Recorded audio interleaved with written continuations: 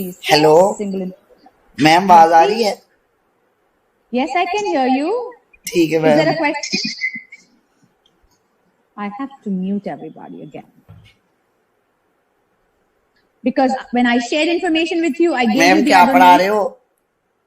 तुम लोगों को बोला अपने तुम लोगों को तमीज नहीं है बात करने की किसी से। सिग्नल चलेगा सर, सिग्नल। सर आपका सिस्टम मेरे ख्याल से सही नहीं है जी। ऑल्ट F4 दबाएं, सही हो जाएगा आपका। ऑल्टो फॉर कॉल क्या दबाऊं मैं? More example of this. Now here you can see the another one slide. यो चरसरंगा मेरे को प्यारा, चरसरंगा मेरे को प्यारा, पुकू मैं सुबह शाम रात को दिन, मम्मी बोले मत कर, पापा बोले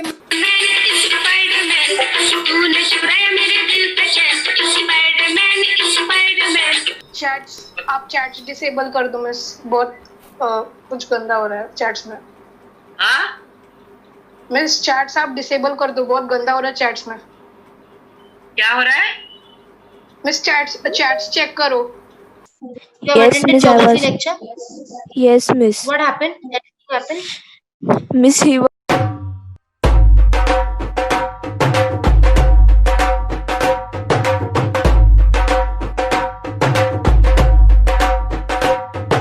तो देखा आपने कैसे ऑनलाइन पढ़ाई के नाम पे बच्चे अपना फ्यूचर खराब कर रहे हैं। जानकी बैठे हैं मेरे सीने में। So how come he can share? Shrishti Patil, Yes, Miss. you are Yes. there? ना इस तरह वाला मेरी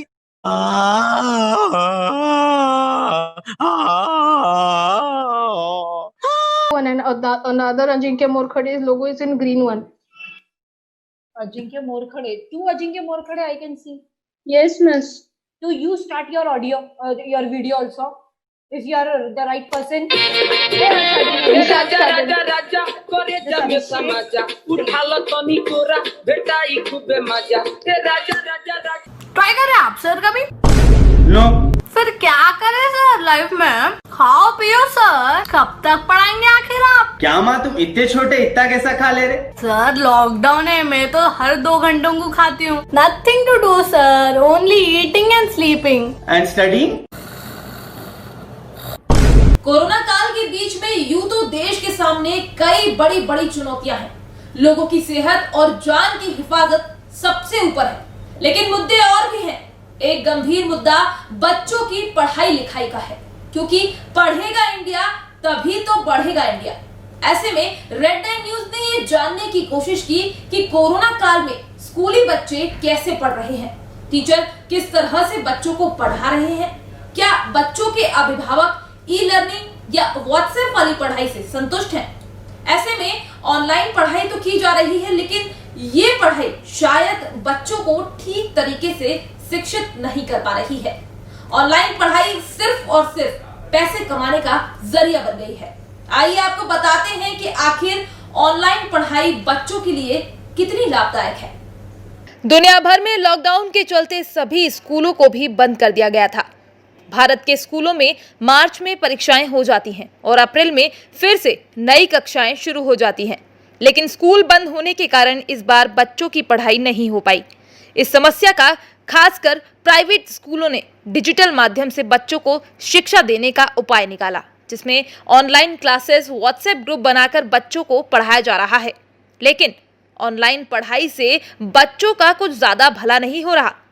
इन माध्यमों में जो पाठन सामग्री बनाई गई या भेजी जा रही है, वो बच्चों को ध्यान में रखते हुए नहीं बनाई गई।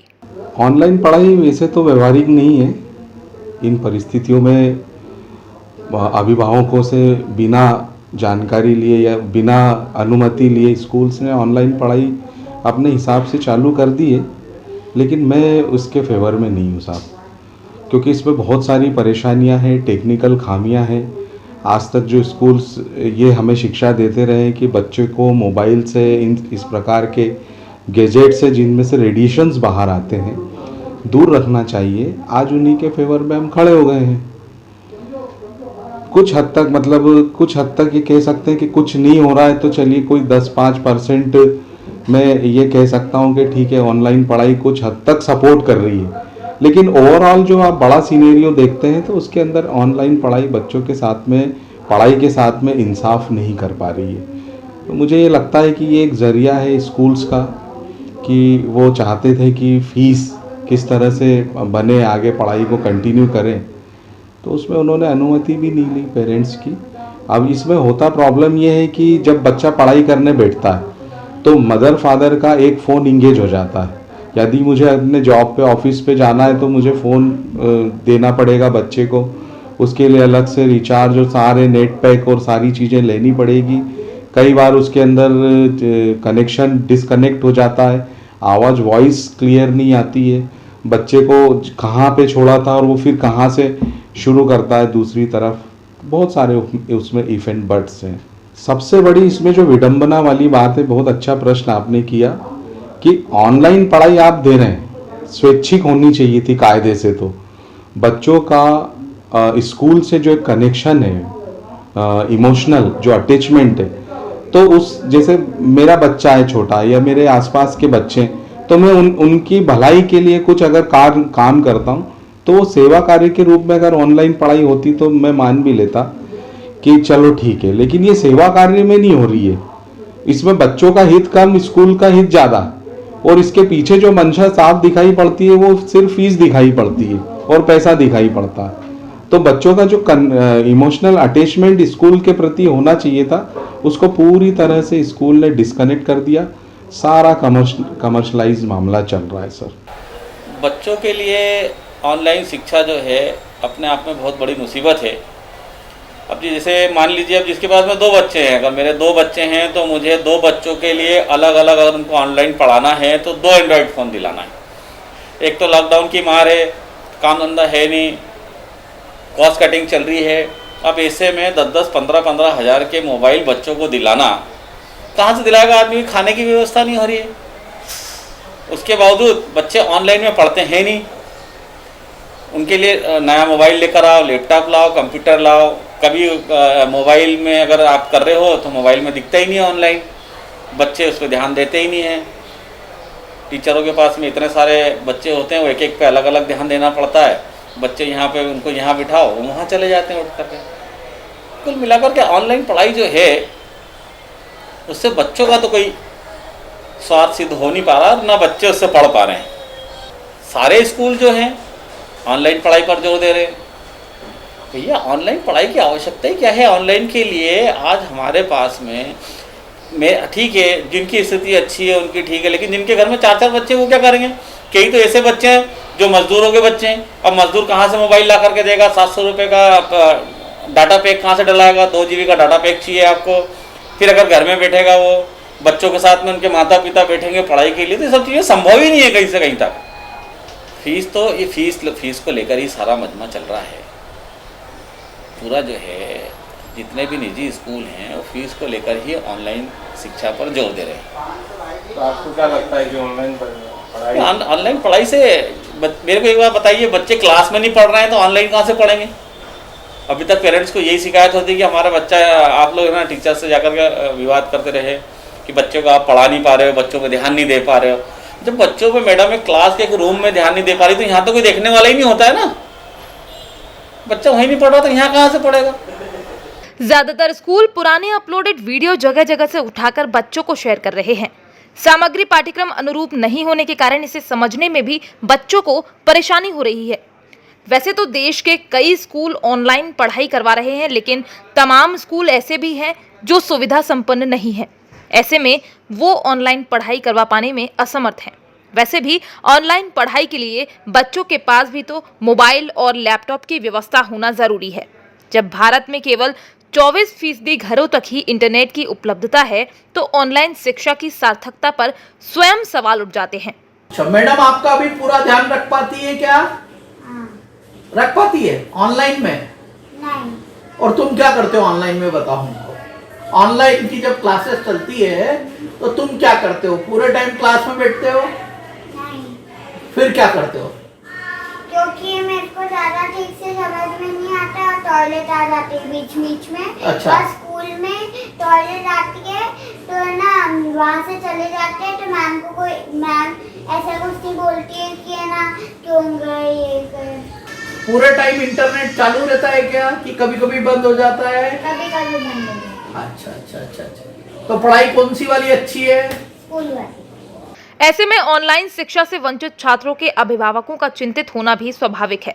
पढ़ाई को मैं देखता हूँ, इस तरीके से देखता हूँ कि मेरे घर में मेरा नाती आया हुआ है और वो 1.5 घंटे की क्लास में बैठता है, तो 1.5 घंटे की क्लास में केवल 20 मिनट वो क्लास में बैठता है और बचा हुआ समय वो इधर उधर खेलता रहता है, उसका मन नहीं लगता। तो फिर मैंने उसका इंटरव्यू किया कि तुमको क्या अच्छा लगता है, तो उसने बोला कि नाना जी जो स्कूल में पढ़ाई होती है उससे हमको समझ में आता है और ऑनलाइन पढ़ाई से मेरे को कुछ भी समझ में नहीं आ रहा है।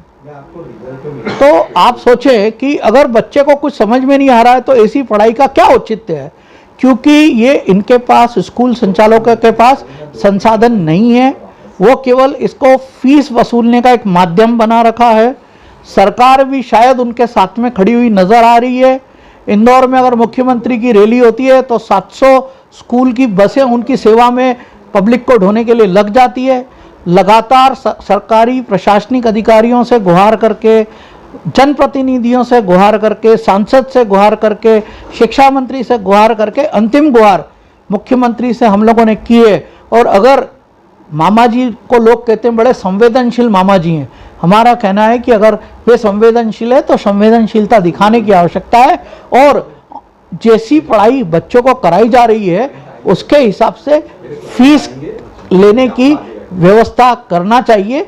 कोई भी अभिभावक ऐसा नहीं है जो अपने बच्चे को पढ़ाने के लिए फीस नहीं देना चाहता है, लेकिन वो फीस उचित होना चाहिए।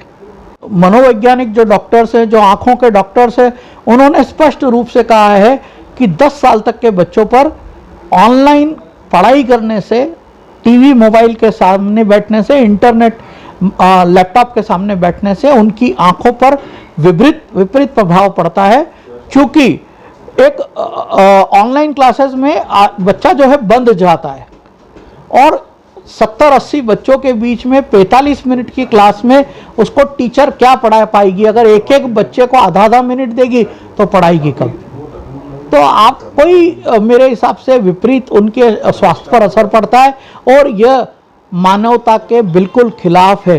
किसकी बात मानेंगे? डॉक्टर अगर ये कह रहा है कि बच्चों पर विपरीत प्रभाव पड़ रहा है तो क्या फीस वसूलने के लिए बच्चों को मोबाइल या लैपटॉप थमाने की आवश्यकता है क्या?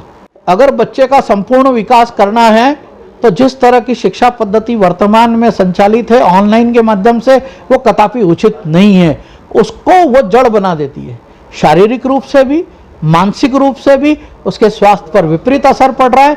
लेकिन जब वो स्कूल में जाता है तो अपने हम उम्र बच्चों के साथ में मिलता जुलता है, बातचीत करता है, तो उसका संपूर्ण विकास होता है। अलग अलग खेल गतिविधियों में वो शामिल होता है तो उसकी शारीरिक क्षमताएं बढ़ती है। बौद्धिक अगर कार्यक्रम कोई वो पार्टिसिपेट करता है तो उसकी बौद्धिकता में भी विकास होता है। और टीचर क्लासरूम में बच्चे का विशेष रूप से ध्यान रख सकती है। तो मेरा ऐसा मानना है और बच्चों का भी यही मानना है कि हमें ऑनलाइन पढ़ाई में कोई बात समझ में नहीं आ रही है। अगर क्लासेस में पढ़ाया जाएगा, स्कूल में पढ़ाया जाएगा तो बहुत फ़ायदा होगा और बच्चे का संपूर्ण विकास हो पाएगा। इस पेंडेमिक के दौरान भी एक सकारात्मक रवैया नहीं दिखा रहा है। उन्हें अभिभावकों के बारे में सोचना चाहिए। 15 साल तक एक बच्चा एक स्कूल में पढ़ता है, लगातार फीस देता है और स्कूल संपन्न हो जाते हैं। एक छोटे से स्कूल से शुरुआत करके विशाल परिसर में बदल जाते हैं। तो ये किसके पैसे से होता है? इन अभिभावकों के पैसे से होता है। स्कूल ट्रस्ट से चलता है। लेकिन ऑनलाइन क्लासेस के कारण से बच्चे, अगर मान लीजिए एक परिवार में 3 हैं तो क्या अभिभावक 3 नए एंड्रॉयड फ़ोन ला कर देगा? क्या इंटरनेट की स्पीड इस तरह से आती है कि लगातार उसके साथ में क्लास पर वो बना रहेगा? क्या छोटे बच्चों के साथ माँ बाप को भी अपना समय देना पड़ता है? बच्चों को कुछ समझ में नहीं आता है, बाद में घर में ही होमवर्क कराना पड़ता है, तो अभिभावक का खर्चा बढ़ा है।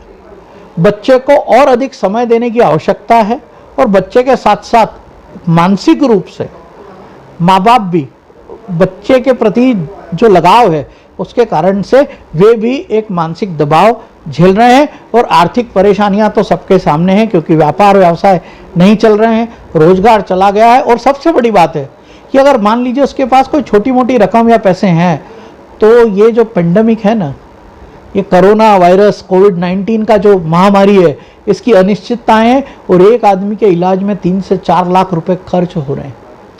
ऐसी स्थिति में आदमी क्या करेगा? अपने भोजन की व्यवस्था करेगा, अपने स्वास्थ्य की चिंता करेगा, या स्कूल की फीस भरेगा? तो संवेदनशीलताएं स्कूल को भी दिखाने की आवश्यकता है और सरकार को भी दिखाने की आवश्यकता है। वे इस महामारी के दौर में मध्यम वर्गीय परिवार पर जो बोझ आ रहा है अतिरिक्त पैसों का, मोबाइल के कारण से, इंटरनेट कनेक्शन के कारण से, इन सब का कंपनसेशन स्कूल को या शासन को करना चाहिए और लाभ देना चाहिए। बिल्कुल गलत है। और अगर आपको ऑनलाइन ही पढ़ाना है तो उसकी फीस जो वर्तमान में आप वसूलना चाहते हैं उसकी मात्र 25% से अधिक नहीं होना चाहिए, ऐसा मेरा मानना है। और फिर अगर ऑनलाइन ही पढ़ाना है तो जो सर्वश्रेष्ठ ऑनलाइन की एकेडमी होगी, हम बच्चों को वहाँ पर पढ़ाएंगे, या इन स्कूलों में जहाँ पर जो पढ़ाया जा रहा है, जो क्वालिटी ऑफ एजुकेशन है वो निम्न स्तर की है, घटिया स्तर की, मैं ऐसा कह सकता हूँ। सर आपका परिचय? मेरा नाम सतीश शर्मा, वर्तमान जागो पालक जागो जागृत पालक संघ से जुड़ा हुआ हूँ और मैं जागृत पालक संघ का उपाध्यक्ष भी हूँ। और आंदोलन सरकार के हर नुमाइंदे को हम अपनी बात रख चुके हैं, मुख्यमंत्री को हमारी बात रख चुके हैं। अब अंतिम कोई प्रयास करना पड़ेगा। ये गूंगी बहरी सरकार, प्रशासन, जनप्रतिनिधियों को शायद अभी तक हमारी आवाज़ सुनाई नहीं दी है। एक नए आंदोलन की आवश्यकता है जिसे हम निश्चित रूप से आने वाले समय में करेंगे। असल में स्कूल प्रबंधन बच्चों को पढ़ाने के नाम पर सिर्फ और सिर्फ पैसे ऐंठ रहे हैं। ऑनलाइन पढ़ाई के दौरान ना तो बच्चों को कुछ समझ आ रहा है और न ही उन्हें भरपूर शिक्षा मिल पा रही है। हमारे अनुभव के आधार पे और जितने अभिभावकों से हम लगातार बात कर रहे हैं, जितने अभिभावकों के हमको इसमें एक विचार मिल रहे हैं, ऑनलाइन पढ़ाई केवल और केवल निजी स्कूलों की फ़ीस वसूली का एक जरिया बन के रह गई है। इसका कोई लाभ नहीं है बच्चों को, ना बच्चों से कुछ समझ पा रहे हैं, ना सीख पा रहे हैं, बल्कि कई तरह की परेशानियां स्वास्थ्य संबंधी और मानसिक अवसाद जैसी बच्चों को सहना पड़ रही है और उसका दुष्परिणाम पूरे परिवार के ऊपर आ रहा है। निजी स्कूलों ने जिस तरह की व्यवस्था ऑनलाइन पढ़ाई को लेकर करी है, व्हाट्सएप पे, गूगल पे या यूट्यूब पे वो वीडियो दिखा रहे हैं, तो वो बड़ी आसानी से इंटरनेट पे वैसे भी पहले से अवेलेबल थे और इससे पहले तक हम बच्चों को इन सब चीज़ों से दूर रखने की शिक्षा देते थे, माता पिता भी, शिक्षक भी। और अचानक से हमने बच्चों को ऑनलाइन पढ़ाई की तरफ धकेला है सिर्फ निजी स्कूलों की स्वार्थ पूर्ति के लिए। वो बहुत ही ज़्यादा हानिकारक और आपत्तिजनक है। सरकार से हमने लगातार मांग करी थी कि कम से कम 8वीं तक के बच्चों को इस व्यवस्था से दूर रखा जाए और बड़ी क्लास के जो बच्चे हैं 9 से 12 तक के, उनके लिए भी कोई एक विधिवत सिस्टम सेंट्रलाइज बनना चाहिए कि एक ही तरीके से सभी बच्चों को एक समान रूप से पढ़ाया जाएगा। अभी हर स्कूल अपने हिसाब से अपने तरीके से पढ़ा रहा है, कोई पॉलिसी नहीं है। बहुत सारे छोटे निजी स्कूल, सरकारी स्कूलों में इस तरह की पढ़ाई की कोई व्यवस्था नहीं है। तो जो एक शिक्षा में समानता का अधिकार होता है उसका भी उल्लंघन हो रहा है। अगर ऑनलाइन पढ़ाई का कोई विकल्प नहीं था तो इसकी बड़े स्तर पर एक तैयारी करके और समान रूप से सबको शिक्षा का अधिकार देना था और वो व्यवस्था ऐसी होनी थी जिसमें दो तरफा संवाद होता, टीचर्स का और शिक्षकों विद्यार्थियों का आपस में। यहाँ सिर्फ एक तरफा संवाद है, रिकॉर्डेड वीडियो भेजे जा रहे हैं, केवल और केवल एक औपचारिकता है फीस वसूली की। ऑनलाइन पढ़ाई में जिस तरह की फ़ीस का शुल्क की मांग निजी स्कूलों द्वारा की जा रही है वो भी बहुत अनुचित और आपत्तिजनक है, क्योंकि जब हमने स्कूल में एडमिशन लिया था तो उस वक्त जो स्कूलों की सुविधाएँ थी उसके आधार पे वो फ़ीस तय हुई थी, क्योंकि हर निजी स्कूल की अपनी अलग अलग फ़ीस होती है। कोई निजी स्कूल 25,000 रुपये साल में भी पढ़ाते हैं और वहीं उसी तरह की उसी क्लास की पढ़ाई दूसरे निजी स्कूल 1 लाख, 1.5 लाख, 2 लाख रुपए तक की साल की फ़ीस भी चार्ज करते हैं। तो वो जो फ़ीस तय हुई थी हर स्कूल में मिलने वाली सुविधाओं के आधार पर तय हुई थी। उनका स्कूल का infrastructure, playground, library, lab, medical facility, तमाम चीज़ें उसमें जुड़ी थी। आज चूँकि ऑनलाइन पढ़ाई हो रही है जिसका कोई अलग स्टैंडर्ड फॉर्मेट नहीं है, हर स्कूल व्हाट्सएप पे और जूम पे, गूगल मीट पे पढ़ा रहा है, तो लगभग सभी स्कूलों की पढ़ाई का स्तर एक जैसा हो गया है। तो जब स्कूलों का स्तर एक जैसा हो गया है तो फीस का स्तर भी एक जैसा होना चाहिए। और जो खर्चे स्कूलों के कम हुए हैं, जिन सुविधाओं से बच्चे वंचित हुए हैं, उनके अनुपात में फ़ीस कम की जानी चाहिए। मिडिल क्लास के लोग, इसके अलावा एक बहुत बड़ा वर्ग है जो पहले भी स्मार्टफोन का इस्तेमाल नहीं करता था या किसी के पास एक ही स्मार्टफोन है। तो जो एक शिक्षा में समानता का अधिकार होता है, संवैधानिक अधिकार है कि समान रूप से सबको शिक्षा मिलनी चाहिए, उसका भी स्पष्ट रूप से उल्लंघन है, क्योंकि हर परिवार में माता पिता के पास अधिकतम 2 मोबाइल होते हैं और वर्तमान परिस्थितियों में जो है फादर नौकरी पे, व्यवसाय पे जाते हैं, घर पे एकमात्र मोबाइल रहता है और पढ़ने वाले 2 या 2 से ज़्यादा बच्चे हैं। एक ही समय पे लगभग सभी की क्लासेस चलती हैं और इस बीच उसमें फ़ोन भी कई तरह के आते हैं घर में, तो शिक्षा बाधित होती है और सबको शिक्षा नहीं मिल पा रही है। निजी परिवारों, मतलब मध्यम वर्गीय परिवारों पे अतिरिक्त मोबाइल का, इंटरनेट डेटा का भी एक खर्च पड़ा है और उसके बाद भी उसका कोई लाभ नहीं है। हमारा ये मानना है कि ऑनलाइन पढ़ाई के लिए एक सेंट्रलाइज्ड कोई पॉलिसी बने, सरकार उसकी व्यवस्था उपलब्ध करवाए, या तो स्कूल उसके लिए कोई व्यवस्था दें। अगर उनको पूरी फीस चाहिए तो पूरी सुविधाएं उपलब्ध करवाना उनकी जिम्मेदारी है। जब हम स्कूल में पढ़ने जाते थे तो स्कूल में जो तमाम सुविधाएं बच्चों को पढ़ने के लिए लगती थी, उसकी जिम्मेदारी स्कूल को करना होती थी। आज इंटरनेट की व्यवस्था हमें करनी है, मोबाइल की व्यवस्था हमें करनी है। एक ऐसा कमरा या ऐसी जगह जहाँ पे बच्चा जब पढ़ने बैठे तो उसको किसी तरह की व्यवधान ना हो, पीछे कोई शोर शराबा ना हो। ये सारी चीज़ों को अरेंज करने में परिवारों को, मध्यम वर्गीय परिवार हो या गरीब परिवार हो या कई बार उच्च आय वाले जो परिवार हैं, उनको भी कई दिक्कतों का सामना करना पड़ रहा है। तो ये एक औपचारिकता है, इसे ख़त्म किया जाना चाहिए। जो बड़ी कक्षा के बच्चे हैं 9 से ऊपर के, उनके लिए कोई पॉलिसी बना के विधिवत उनकी पढ़ाई करवा जाना चाहिए और वो व्यवस्था सभी स्कूलों में समान रूप से लागू होना चाहिए। वो सरकारी स्कूल हों, मध्य प्रदेश बोर्ड के स्कूल हों या CBSE बोर्ड के स्कूल हों। अब कोचिंग क्लासेस जो ऑनलाइन की तरफ अग्रसित हो रहे हैं, तो वहाँ पालकों के पास एक विकल्प है कि अगर कोई कोचिंग क्लास किसी सिस्टमेटिक तरीके से बच्चे को पढ़ा रहा है तो वहाँ वे ज्वाइन करेंगे, अन्यथा ज्वाइन नहीं करेंगे। अगर उनको उस पढ़ाई की जो कीमत मांगी जा रही है वो उचित लगेगी तो वो ज्वाइन करेंगे। निजी स्कूलों में एक बाध्यता है, बच्चे को आपको वहाँ से एग्ज़ाम दिलवानी है, वहाँ से TC लेना है, तो वहाँ बच्चे को प्रताड़ित करके, डरा धमका के, भविष्य के नाम पे, रिजल्ट के नाम पे, TC के नाम पे ज़बरदस्ती वसूली की जा रही है। निजी कोचिंग क्लासेस अगर कोई चल रही है तो वहाँ पेरेंट को सुविधा मिलेगी, तो जाएगा पेरेंट, उसके पास विकल्प है 10 तरह के, वो चाहे तो आज एडमिशन ले और कल क्लास बदल दे। वहाँ वो बाध्यता नहीं है और यहाँ स्कूल में वो बाध्यता है, तो वो एक जो अनिवार्यता है वो समाप्त की जानी चाहिए। ये तो हुई स्कूल की ऑनलाइन क्लासेस की बात, लेकिन स्कूलों की देखा देखी अब बड़े बड़े कोचिंग संस्थानों ने भी ऑनलाइन क्लासेस के जरिए ठगी का काम शुरू कर दिया है, क्योंकि जो लेक्चर्स इन कोचिंग संस्थानों के द्वारा दिए जा रहे हैं वो तो पहले से ही यूट्यूब पर और अन्य कई जगह पर उपलब्ध हैं। ऐसे में स्कूलों के बाद अब कोचिंग संस्थानों का भी ऑनलाइन क्लासेस शुरू करना अभिभावकों की जेबों पर गहरा असर डालेगा।